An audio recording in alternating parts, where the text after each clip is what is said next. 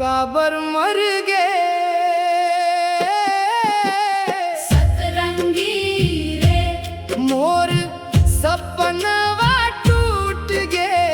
तोर संग जियन के आस सब छूट गए। सतरंगी रे काबर मोला भुला देहू।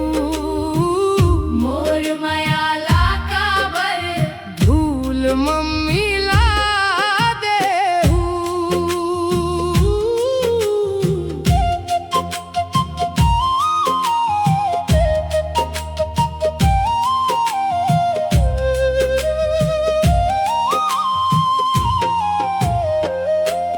तोर गली गली मन मोर नाव गूंजत रहिस। अब वही गली में मोर छाया घूमत रहिस। कसम खाए रहिस संग जी अब मरब।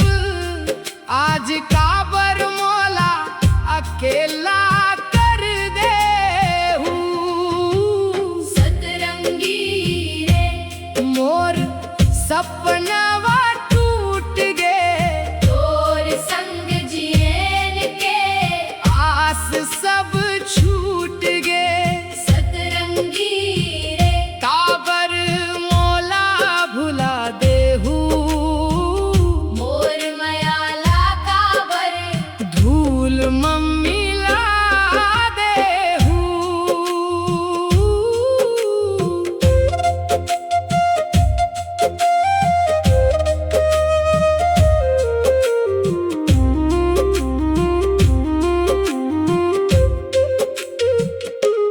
चंदा गवाही देथे मोर दुख के बात। तोर बिना सुनना लागे हर एक रात। मोर मन के पीरा कौन ला सुनावूं। तोर बिना कैसने जिंदगी ला निभावूं। सतरंगी रे अब मोर कौन सहारा। टूट गए माया बिखर गए सपना सारा।